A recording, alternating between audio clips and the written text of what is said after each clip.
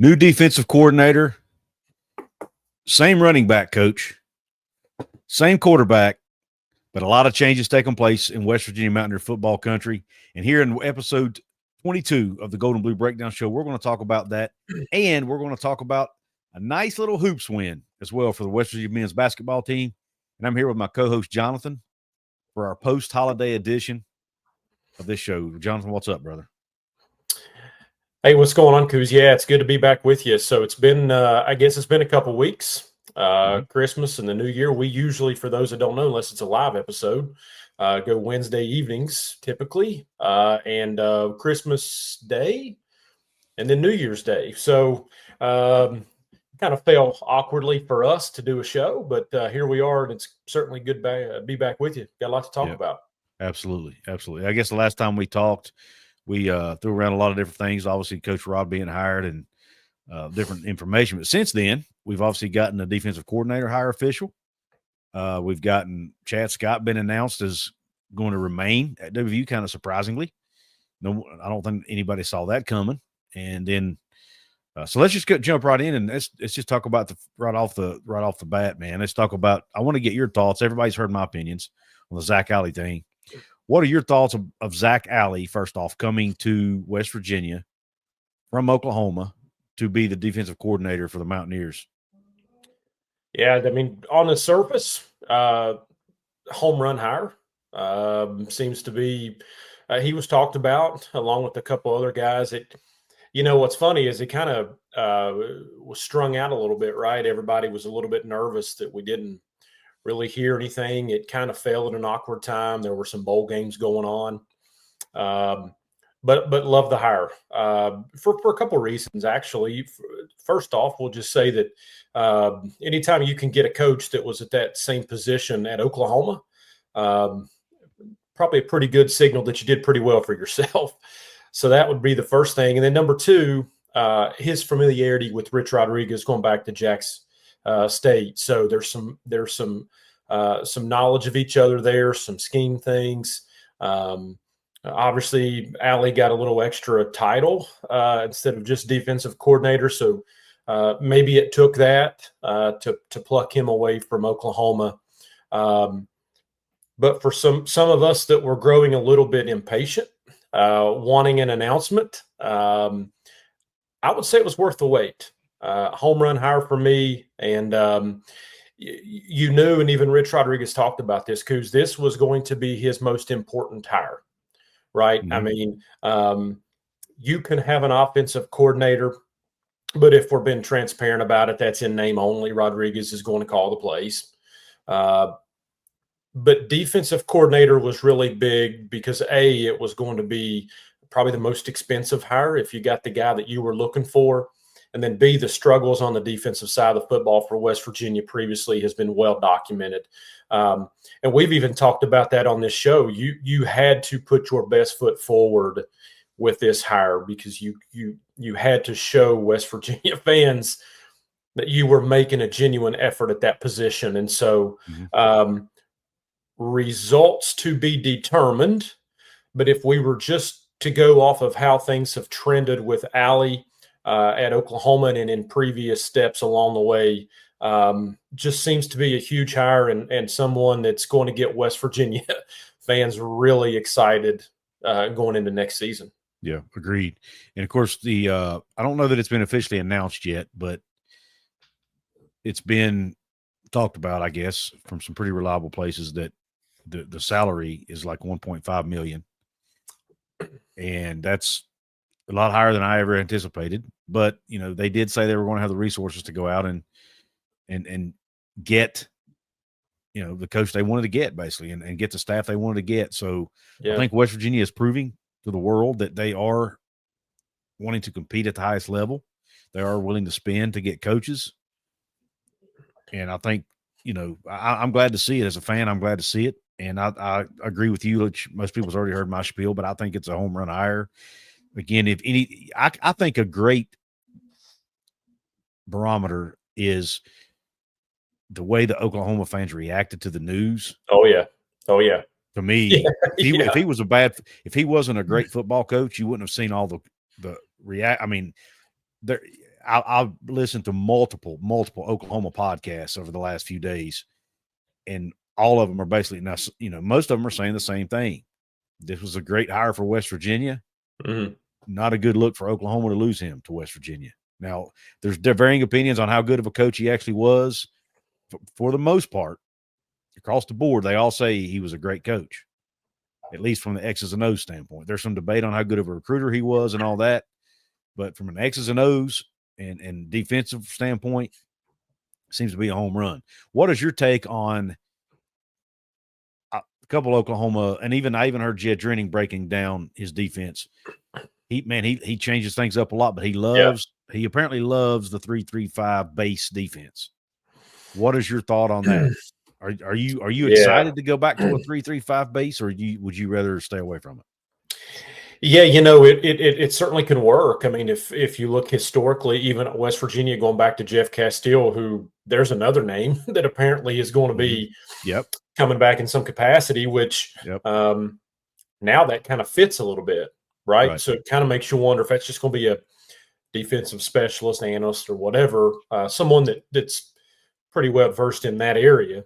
I think the 3-3-5 can work. I think it's proven that it can work. Alley's proven that he can make it work. You need to certainly have guys in proper positions, which is something that West Virginia struggled at last year. Personnel is very important in that.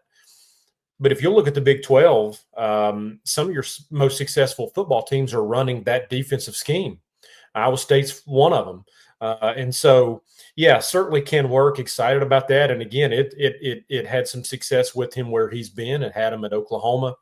But you hit the nail on the head. If you want to judge how this hire is maybe ranked or looked at, just look at the complete, for lack of a better word, meltdown of the Oklahoma fan base. And I'd actually say, you didn't pay me for this plug, but I'd tell people to go back on your channel. You did an excellent interview on that with someone that knows the Oklahoma side very well that I watched. And when I watched your show with him, I was even more encouraged about some things. So I'd encourage people to watch that. But again, I think it's important, Couz, because not that there was any doubt, but you heard Ren Baker and then you heard Rich Rodriguez, whenever he was first hired, talk about the investment in football.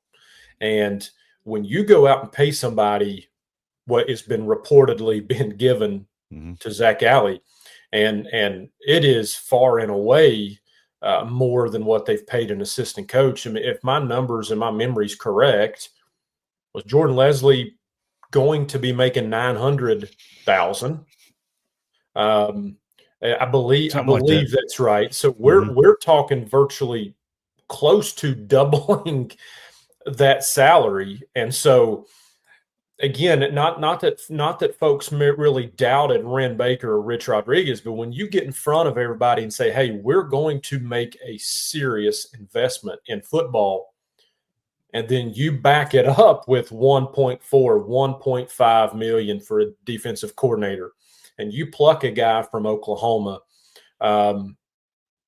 that is proof in the pudding, quite literally, that they are going to make that investment, and they're serious about turning this program around. So I'm excited to see how the defensive staff in general shapes. We'll know more. I think we're going to talk a little bit about some of these guys, but I'm excited to see it formally get announced and completed, to see who stays. We've got some names, who comes in from other places, and then excited to see those guys get their portal additions and start building on that defensive side of the ball. Yeah, the Jeff Castile one is one I forgot to even mention to you off air before we got on here, but that, to me, that was a big one. I mentioned in one of my shows, I don't remember which one, that, to me, I like the mix that Rich Rod, he's bringing a lot of young guys in and a lot of older guys in and kind of blending them together. And I like that, because you've got, if Zac Alley had, Zac's only 30, 31 years old. So even though he's an up-and-coming superstar coach and has already arrived, so to speak, Jeff Castile's been doing it a much longer period of time than he has. So if he has any questions, he's got somebody in the room he can bounce things off of, right? Because Jeff Castile is one of the, I guess you could say one of the innovators of the 3-3-5 Yeah, defense in a sure. way. Sure. So Absolutely. who better to bounce ideas off of than him? He doesn't get the notoriety that somebody like a John Haycock at Iowa State does, but I think he prefers it that way, quite honestly. I think he likes being off the radar. But yeah, I mean, I like the mix. And, it's been leaked that it's not been officially announced by the school, but it's been leaked that defensive tackle or defensive line coach William Green is going to be coming over from Jacksonville State as well. I know very little about him, but I do, I do like the idea there'll be some continuity there. Yeah, good point. Where they've worked together before. Not sure what position group Coach Castile will be working with. I'm assuming it will likely be outside linebackers, but don't know that for 100% sure because Alley in his past has typically worked with inside linebackers, I think. So, we'll see. But so I'll be anxious to see how they fill out the rest of that staff. Who's coaching the secondary, who's coaching what. I guess all that's TBD. Yeah, and I think that's what excites me when I sit here and I look at Alley coming over, and then I see a William Green potentially coming from. Well, I don't know if the school's announced it, but he pretty much has. If you look at his Twitter X handle, but he's got some continuity with Alley, as you mentioned in the past. So you start putting him there, you start putting Castile there, and you start putting guys in position that are either familiar with the 3-3-5 or familiar with each other's scheme together on a staff. There has been some rumors floating that Alley may even bring a specialist or two defensively from Oklahoma with him. And if that happens, now you're starting to get some guys on there that kind of know the program, right? Mm-hmm. And then what's going to happen here within the next, actually starting today, going into the next week, what's going to happen? You're going to have portal players start visiting, and now you got your staff together. They can identify what they're looking for, guys that fit into the scheme and the personnel they want to put on the field. So I think we feel pretty good about the offense, right? I mean, Rich Rod has, nothing else needs to be said there. He's proven that. But defensively, when you looked at correcting last year's issues and problems, it starts with Alley, huge hire. Build that core around him, some familiarity that he has, and then you start getting some players, and you start to feel, again, results to be determined, but you feel pretty good about the staff and where things are trending in the next season. Yep, agreed. By the way, I just want to remind everyone you can find Jonathan and I both on Twitter, on X, whatever you call it. I'm at Couz 206. Jonathan is at Jonathan K. Martin. It's Jonathan with no H, K. Martin, and then you can find our joint account for this show at GB Breakdown _. Also, a quick reminder that I have a hoops channel called Hoops from the Hills. You can find, I also have an X account for that at Hoops _Hills 304. So those are all the places you can find us on X. What I want to do right now, Jonathan, is before I do though, do you have anything else you want to say on the staff piece? No, I just think that we've started to see some announcements from the football side of things. Rich Rodriguez, and he even noted that he was going to start rolling these out every couple of days. And so for me, if you weren't excited already with the way things were trending, you're really excited now.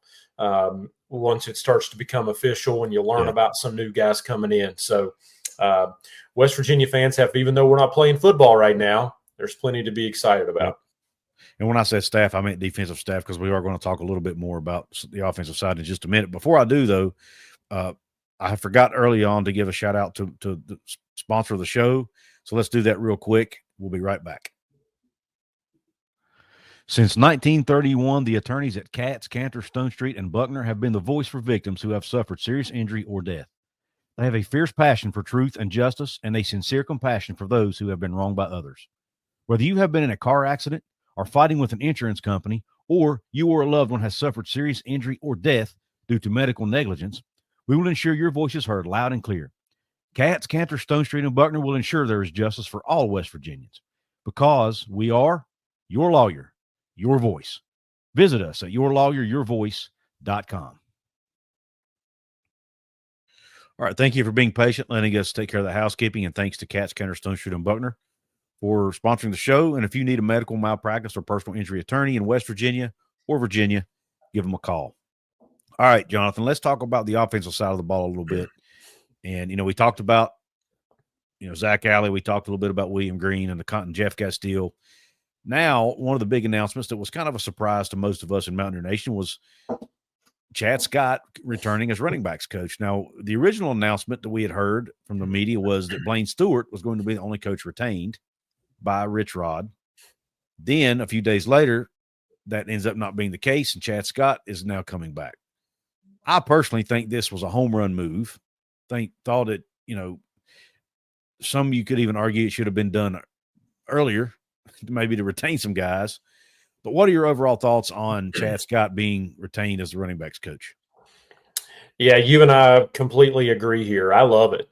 I realize, Couz, there's that school of thought that says, you can't completely move on if you're retaining certain staff members or staff members in general. But I don't mind the hire. In fact, I love it. I'd say a couple things. One, I don't think you, at this stage of college football or this level of college football, I don't know that you hire a coach and or retain a coach just to keep a certain player or players. But it certainly doesn't hurt. Exactly. It's a bonus. It's absolutely a bonus. And so while I don't think you keep Chad Scott just to try and retain a Rodney Gallagher or retain a Jaheim White, it certainly helps and is a bonus that happens. Everything that we've ever known about Chad Scott is that he's just a worker, man. I mean, head down, goes to work. He kept this team together after Neil Brown was fired.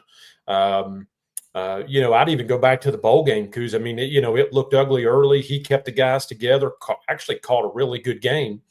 And it's a role that he's familiar with that gives him an opportunity to focus on the running backs. He was offensive coordinator at West Virginia, but Neil Brown called the plays. And so it's a similar role here with Rich Rodriguez calling the plays.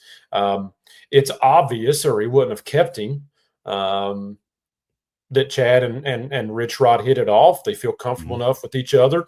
Rich Rod feels comfortable enough to keep him on the staff. And I'm going to go out on a limb and say that Chad Scott probably had other opportunities. And so for him to stay says that he felt comfortable enough with Rich Rod going forward as well. He's a heck of a position coach. We know that. He's a great recruiter. That doesn't hurt. And so I personally, I don't subscribe to the theory that you can't move on if you keep anyone. I'm okay with this. I think it does nothing but help you. It's a good hire. You're going to need a running backs coach anyway. So versus going somewhere and getting somebody from somewhere else, why not keep somebody here that has that continuity again with some of the players returning? I'm excited about it. So I think it's a good idea, not just for him, but also for Blaine Stewart to stay. Yeah, agreed. Yeah, Blaine, I think that was one most people kind of predicted because of his connections to Rich. He grew up around West Virginia football while Rich was the coach before his dad ended up taking over the job when Rich left. So, I mean, he's known Blaine Stewart since Blaine Stewart was a little fella, so I'm sure that one kind of made sense. And I'm sure some of that is because he feels so, I don't say obligated, but I say Rich, everybody loved Bill Stewart, right? So they want to kind of continue the legacy, but I don't think Rich does it. I don't think he does it just strictly out of legacy. I think if he doesn't think Blaine Stewart's a good football coach, he doesn't keep him. Yep. You know what I mean? So, and I think Blaine is, I think he's starting to improve his recruiting, as he's getting his feet wet has gotten his feet wet now more in college football.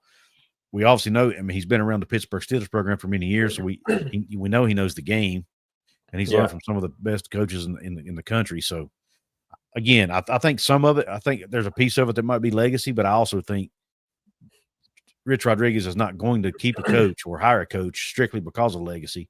Right. I think it's because Blaine's a good football coach. And then, oh, by the way, as a bonus, he's also grew up in the program. So let's keep him here. And if anybody's going to know how to recruit to West Virginia, it's going to be Blaine Stewart. So I think it makes sense. And Blaine, much like Chad Scott, has been a heck of a position coach so far. He's recruited well at that position. it appears, unless they enter the portal late, some of those tight ends are going to stay within the program. So they know Coach Stewart. He's coached well. He's recruited well. And it just seemed like a natural fit. The Chad Scott did surprise me just a little bit because it was a combination of, I thought maybe Chad would want to move on. Again, I don't believe that he didn't have other opportunities. And then I thought maybe Rod might go somewhere else. Right. But certainly, and I tell you, I like the hires. I like how Rodriguez seems to be putting his staff together. There seems to be some Jacksonville State guys coming. The Alley hire from outside, but knew Rodriguez and coached with him, keeping a couple from West Virginia. So it seems to be a good mix to me. Of not just a straight overhaul of Jacksonville State coaches. Right. It's a good mix from a couple different areas. And so I like the hires of keeping Chad and Blaine in the program. And I like the overall mix so far of the staff. Agreed. And, it's, while I hadn't had a chance to talk with you yet about, it's kind of off topic from Coach Scott, but it kind of ties in because it's a running back position. But CJ Donaldson leaving to go to and signing with Ohio State, I did not see that coming. I'm not going to lie to you. Maybe C.J. Donaldson is better than I give him credit for, but I just did not see him going to and I'm not saying he's bad, but I mean, when you look at Ohio State's running back room, I mean, they're two probably high draft picks in Henderson and Judkins on that roster. I just didn't see him fitting there, right? But apparently they like something about him, so that's where he's going. And what are your thoughts about CJ moving on and ultimately landing at Ohio State? Yeah, I mean, I guess I would say I trust Ohio State's judgment there. Mm-hmm. I'll be curious to see how they use him. Makes you wonder, if we remember, CJ came in as a tight end. Mm-hmm. I'll be curious to see how they use him, if they want to get a little hybrid flex out of him there, maybe some short down runs. Get him out in that tight end position, maybe try and catch a little bit more passes. I don't know. I'm just thinking outside of the box. I'll say this. It didn't surprise me, maybe in the sense of I think that CJ's extremely talented. But from CJ's standpoint, that seems to be an insanely talented and crowded running back room. Right. I don't have their recruits in front of me. I'm going to go out on a limb here again and say they've probably signed somebody that was pretty good. Yeah. And then are they going to be done in the portal? I mean, they have the ability to go out and get, I don't want to say whoever they want, but be in the mix be selective with who they want. Mm-hmm. So it surprised me in that sense that he would leave West Virginia to go somewhere where, I say this in respect to him. I say it more to the talent that Ohio State has. He's just another running back. And again, I don't mean that disrespectful. It speaks to the volume of how talented Ohio State is at that position and across the board. But I trust West Virginia to replace him.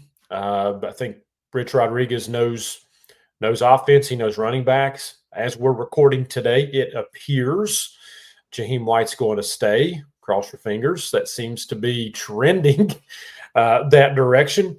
And then you kind of look to see what you have on the roster. I know they were excited about who they brought in last year as freshmen.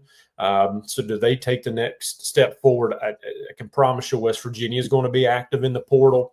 And so surprised in the sense that he went there, but not because I didn't think he was talented, just because that's such a deep, crowded room. I figured he would go somewhere else and maybe even a little bit closer to home for him. Yep. And while I'm thinking about it, you and I haven't had a chance to talk about Matt Moore either. Matt Moore left. Ended up getting hired at Virginia Tech, a place you and I despise because they're right. It's right down the road. But what were your initial thoughts about that? The way he left, what he said when he left, and then ultimately Tomas Rimac and Kyle Altoona following him to Blacksburg. Yeah, so I didn't make much comment about him going to Virginia Tech, but I did make some comments about his comments. I didn't like it. Look, I get where he was going with it. To me, I felt like you're on your way out the door. I don't know why you would. I don't know why you'd rattle that or shake that boat there, that tree. It just didn't seem right to me. I didn't love it. In terms of going to Virginia Tech, I think you and I share the same sentiment here, just because of our location. I don't know if it's up on Pitt's level, but it's darn close. Um, our feelings for Virginia Tech are documented, been so close to the school and down here in the southern part of the state. Oh man, almost anywhere other than Tech. And then to take two guys that won in REMAC, we talked about him on the show before. There's no denying his ability, his talent. That was a loss. And then Kyle Altuner is somebody that, again, I think we also discussed on this show, who we were really excited for his future. Mm-hmm. And it kind of surprised me a little bit that he left, just because West Virginia signed a couple guys from his school, his high school, this cycle. And so I thought there could be a chemistry there. Maybe he was influential on them sticking with West Virginia as well. But Couz, if we've learned anything from this transfer portal, NIL, it's so unpredictable, and it's more about following a certain coach, even now to a position coach, that I just don't know anymore. But going to Virginia Tech stings a little bit extra, just because of our location and the rivalry. For us in the southern part of the state, Pitt's always up there. But you get into like northern part of West Virginia, there's that West Virginia Maryland rivalry, where maybe you and I don't necessarily see that, but you get down here where we're at, it's like, I mean, how much do we got to listen to Virginia Tech, right? So we're here about Virginia Tech, and then the rivalry there too. So that one stung a little extra. Yeah. And for those of you who may not know, the comments we're referring to, when Matt Moore left, he put a tweet out. It started off great. Like, he's bragging about his offensive linemen, All-Americans and NFL players and all this. It sounded great. But then the last line or two, he threw in there something, and I'm paraphrasing, something about, now that's what you call #hard edge. Yeah. And I took it as a shot to the fan base a little bit. I don't know. Look, Matt Moore's a good coach. Coach. Absolutely. His time at West Virginia, in my opinion, he performed well at a high level at his position. His guys were good, in my opinion, year in and year out, and in some years they were really good. And there is an argument that some of those guys, would have come to West Virginia anyway, just because of their ties to the state. But they still have to be coached. And I thought he was I'll get that out of the way. Matt Moore was a good coach at West Virginia. Did well. I don't remember a time that I was really frustrated. Maybe with the Brandon Yates thing with the snaps, was one time where you were like a little agitated, a little bit more than others. But overall, you'd have to hit. I mean, if we were grading his time, West Virginia, I mean, it's got to be A-, B+. I mean, it was pretty darn good to me. I just didn't like that. If that was a shot at Rodriguez, it's not good professionally. Agreed. If that was a shot at the fan base, what are you doing? I mean, he wasn't even one of the coaches that, I don't remember even seeing a lot of shade thrown at him. I mean, if that was his way of, maybe that was his way of supporting Neil Brown and the entire staff. I don't know, but very few fans that didn't recognize the job he did. You know what I mean? Yeah. I just don't. I felt like it was misplaced, maybe, and almost kind of came out of nowhere, right? Yeah. I mean, it was and I don't want to start saying, I would expect it from this coach or that coach. I'm not trying to get to that, but like, to your point, he was looked at as a solid position coach here. A lot of fans wanted to keep him. Nobody really complained about the product that his unit that he put out on the field. And overall, he was just a pretty quiet guy. was never really active on social media. If you ever interacted with him, it was just kind of low key, and it just seems so far out of left field that it almost kind of, you hate to speculate, but it kind of makes you wonder behind the scenes how some of those conversations went. Right. Maybe it just kind of developed from some of those, I don't call them exit interviews, but face to face, we're just moving on, or Right. I'm not sure. It just seemed to me so far out in left field that it just came out of nowhere. And old Herm Edwards used to say, "Don't press send," and it just seemed to me one of those where don't press send. But obviously Virginia Tech didn't care that he hit it because Exactly. they got a pretty darn good offensive line coach and two pretty good players out of it. So, yep. All right, let's touch on this quickly, and then we'll get to basketball. Nicco Marchiol announced today he was staying or yesterday. Anyway, he's announced in the last 24 to 48 hours that he's staying with the Mountaineer program, and even put a little hard edge hashtag at the end, which I thought was awesome. yeah. What are your initial thoughts on Nicco staying? Love it. I mean, I think it's good for the foundation going into next season. If you look, you're going to have to replace some guys, especially on the offensive line, but you knew that going in. Receivers, but you feel pretty good that you're going to be able to have some young guys come up, and you're going to get some portal additions. There's some guys coming from Jacksonville State that already know the program, how it's ran offensively. But if you could keep a running back and you could keep a quarterback that are familiar with the program at West Virginia, you feel good. And so while Jaheim's not technically said he's back at this point, seems to be trending in that direction. Right. But if you can keep Nicco at quarterback, it does a couple things for you. And first off, stability. It's stability from some of the guys that may stay, some receivers, offense, the whole offense that's familiar with him. And then let's not forget he's pretty good. So that helps. But it was clear going back to the bowl game when you saw Rich Rodriguez talking to him on several occasions. That wasn't just a walk-up, patch on the shoulder, hey, how you doing, and then just keep going. There were some conversations there. You could tell that Rodriguez seemed to be really intrigued by Nicco and his talent and keeping him. I think it's just big for stability and the foundation of this team, this offense. Nicco's a leader here. Look, this roster may change, but Nicco's a leader here. We were just talking about the portal and NIL. But Nicco's a guy that came all the way from the West Coast to West Virginia. He's done nothing, Couz, but stick it out.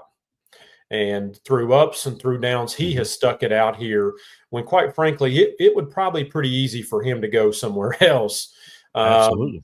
And so I think Rodriguez, we've talked on this show before. One thing that makes Rich Rod's offense really successful is he has a good, solid quarterback everywhere he's been. And I'm intrigued to see Nicco in his offense. He's a good passer, and Rodriguez doesn't necessarily needs a willing runner. And Nicco is a willing runner. Doesn't mean he's going to have to rush the ball 15, 20 times a game, but he's a willing runner. He's big, he's physical, strong, good arm. So I'm thrilled that he's coming back as a good foundation piece going into a new era of Mountaineer football. Yep, agreed. I love it, man. I mean, Nicco to me embodies what it means to be a Mountaineer. I thought Garrett Green had it as well. Yeah. But Nicco is just, and those two guys were really close, and I think that tells you something. Yeah. They both embody what it means to, they're loyal. They love this, he's fallen in love with the state, the program, the school.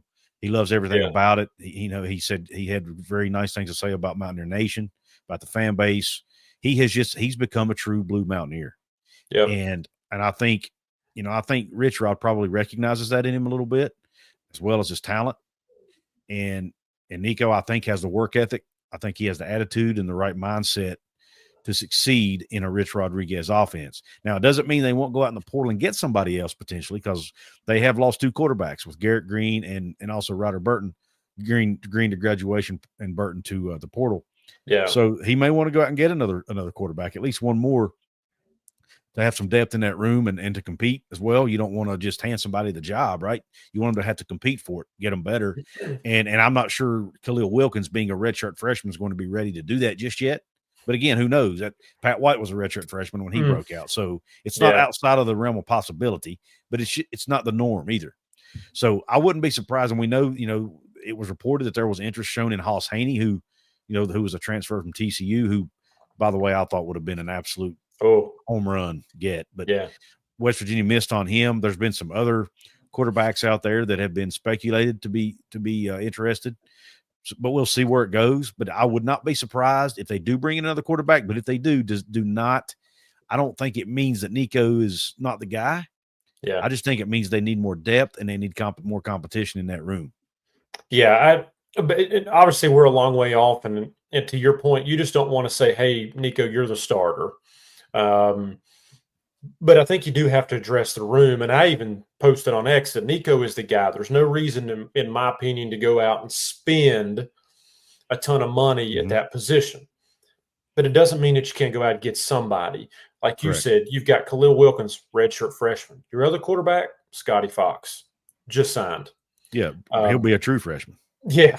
So, you're going to have to start looking at somebody that you feel comfortable enough can come in, get the job, at least maybe push a little bit. Khalil Wilkins may be the guy. I mean, for all we know, if Rodriguez sees that film and says, "Yep, seen enough, it's a backup quarterback for me," who knows? West Virginia is going to have to overhaul this roster in many ways. So I just don't know that you want to go out and spend a ton of money at the quarterback position. So having Nicco, that's a great point. I think if we sit here right now, we say we feel pretty good, even though you're replacing players. If you can keep Nicco and you can keep some other pieces that are foundation pieces, you feel pretty good about your offense going forward. Agreed. And don't be surprised too. Let's not forget there's a portal window in the spring as well. Yeah. So if Rich Rod doesn't bring in a bunch of players in this portal window, don't panic, because he still has the spring window to do the same. And don't also be surprised if West Virginia loses some guys in the spring portal window as well. Once they go through a spring practice, a spring camp with Rich Rod, and maybe they say, you know what, this may not be the program for me, or maybe he sees that they're not going to work. And he might say, look, it's best for both of us if you go somewhere else, because those conversations do happen throughout college football. So, I hope we don't get, and I say we because I'm guilty of it too, I hope we don't get caught up on panicking or getting too impatient on what we see happening here in this portal window, because, again, there's another one come springtime. Yeah, you're already kind of seeing a little bit of that, especially on social media. And listen, we're just as guilty. We want to live now in the moment, and we start seeing all these schools signing this player, signing that player, and West Virginia so far has been relatively quiet, outside of maybe just one little push there of 2 or 3, 4 guys, but it's been a quiet couple weeks. Now that's going to ramp up here in the next couple weeks moving forward into the first 10, 12 days of January. But as you mentioned, there is another window. And I think this staff is going to be pretty selective in who they go after to find, as we talked about, defensively, you're looking for a certain player to fit that style. You just want to go out and get anybody. Offensively, same way. So it'll work out. Yep. Agreed. All right. We're going to switch gears a minute, and we're going to jump over to talking a little bit of Mountaineers hoops. Okay. Huge. I mean, we have to, because this win that just occurred this past weekend, earlier this week, it seemed like a weekend. Yeah. That occurred this past week. The win over Kansas at Allen Fieldhouse is in my opinion, one of the biggest wins in the modern era of West Virginia basketball, just because of the circumstances. New coach, new roster, down 2 starters. You're playing at a place who hasn't lost a conference opener in 33 years. 1991 was the last time they lost a conference opener, home or on the road. Yep. And a place that Bill Self's only lost 18 times in his entire career. I mean, there's just go down the list of accolades, right? They exist. Again, they were down 2 starters. They had travel issues. Their hotel lost power. I mean, you name it. it was up against them, and they still were able to pull off a win. So what are your thoughts, Jonathan, when you saw the Mountaineers pull off that W against Kansas this past Tuesday? Guilty as charged. I didn't see it coming. To be honest, I think maybe I had the same thoughts as a lot of people that followed this basketball team. As I thought, man, we had such a good opportunity this season, and it's dwindling away on us because of injuries and whatnot. Mm-hmm. And for them to go in there, and it was kind of crazy. It was like, they started the game pretty well. There was a little bit of a lead. And you just kind of thought, Kansas come back. And they kind of built that into a 13-point halftime lead. And my thought was, Kansas is going to come back. And then I think it got up to, 18-19? Mm-hmm. Yeah. And even then, Couz, I still said Kansas is going to come back. And they did. Yeah.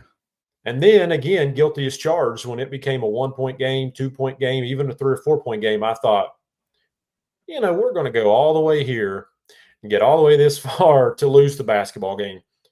But they didn't. Yeah. Surprised. Just a heck of a job by this team. I kind of pulled up the box score because it has been a couple days. I don't know that I had Eduardo Andre for 15 points, 6 boards, 4 blocks, and 7 of 9 from the field on my bingo card. Yeah, I did. I definitely didn't. But just add that to the long list of things I didn't have on my bingo card. I'd have to take a hard look at other teams' resumes right now. But Couz, at some point, you've got to wonder, is West Virginia's resume one of the best in the country, with wins on the road at Kansas, Gonzaga, Arizona? Maybe you could throw Georgetown into that mix as well. So when you've only played 12 games, you've got 3 or 4 good wins. It's a pretty good resume pretty early. Yeah. And there's a lot of basketball to be played. But as of right now, they should absolutely be ranked, and they're absolutely a tournament team with a solid seeding, which is maybe not what we thought going into the season. Yeah. They're 3-1 in quad 1 games this year so far, which is really good. And you talk about the rest of the season. So let's go. And you'd love to have that Louisville game back. Yeah, and even it was an overtime. Overtime. Yeah. I mean, Couz, goodness gracious, how we go back to the Pitt game. We thought, it's a good run. How many games into the season? Right. 3 or 4 games in. Yeah. So, I think it just goes. And we'll talk about it, but I think it just goes. I don't want to get ahead of myself here. Everybody knows, if you follow me on X, I like to get ahead of myself. But so we're 12 games into the season, so we do want to be a little careful here, because the schedule doesn't get any easier. But if you look at the job that Darren DeVries has done, and you just go back to the Pitt game, and then you go to the overtime loss to Louisville, and then you go to the injuries, and then you go to Lawrence, Kansas. And I mean, we're early in the season. We can just start stacking up these back against the wall moments for this team to be sitting here at 10-2. What a start. Yeah, definitely. I mean, the Pitt game definitely a fluke, I think. Yeah. It was a team's first true road game, and they just didn't respond well for whatever reason. But I actually also think, were it not for that game, maybe they don't perform the way they have. I think they might have used that game as a springboard, a learning, an opportunity to learn from it and improve themselves from it. You know what I'm saying? So, Sure. There are some losses in sports that, I think I look at Ohio State, what they're doing right now in the playoffs. Would they be playing at this level had they not lost to Michigan? And they're just playing like they're flat out angry. Yeah, like good they point. know that they know they were a better team than that, and they feel like they now have to go out and prove it every game. And I think that's kind of what this West Virginia Mountaineer basketball team's doing right now. They got blown out against Pitt. They knew they were better than that, and now they're having to go out and show it each and every game. What better way to do it than going into Allen Fieldhouse? And then, as far as you mentioned it, the schedule's not going to get any easier. They do. Big 12 is now a 20-game schedule, so they have 19 more to go. You've got teams like Houston, Arizona, Iowa State, who now is ranked, top 5 in the country. Number 3. I mean, you go on down the list, right? Cincinnati is a good team this year. Baylor, just Kansas State looks like they're going to be okay. I mean, after some struggles, I mean, it just keep going, right? Tough league. Going into the year, my prediction was about 15 wins, maybe 16 wins total. Mm-hmm. Just not making the NCAA tournament, maybe being an NIT team. I have now changed my mind. I now think this is a tournament team. And not only are they a tournament team, I'm thinking now, could this team actually make a run in March? Am I crazy for thinking that? What are your expectations and what is your ceiling for this team? Yeah, I don't think you're crazy. So we talked about this before the season started, and I said that on your show that I thought 15 wins was maybe low. Now, I thought 20 wins was probably a little high. And so I kind of just split it right down the middle and said, I think about 17 wins is where I thought this team could potentially be. So now you're sitting at 10 wins. And if you look at this schedule, the crazy part about this, Couz, is that you could realistically only win. You could go 8-12 in conference play and easily be an NCAA tournament team. Yep. The caveat here being it's not going to be easy to get 7 more wins despite going into Allen Fieldhouse and winning. Correct. You take a look at the teams that if you were to look at this schedule right now and say there's a win, there's a win, there's a win on the remaining schedule, you're saying that's a win, that's a win, that's a win against teams that are what? Oklahoma State this weekend, 8-4. Mm-hmm. Arizona 7-5, but we know what Arizona can do. Arizona State 9-3. I mean, so here's the flip side of that. The flip side of that is you've got a lot of opportunity here to get some good quality wins. Yep. So if you can pluck out another 6 or 7 wins, and maybe you can get a Houston, a Cincinnati, an Iowa State, somebody like that. You've already got Kansas. But you have to try your best to take care of business against your, Central Floridas, your Oklahoma States. Those are opportunities. And I guess where I'm going with that is that was a great win against Kansas. But if you come home and lay an egg against Oklahoma State, it was almost all for naught. Yep, agreed. And so you have to capitalize on that. I'll be curious what this team looks like going forward with the health of this team. Is Tucker DeVries going to come back this year?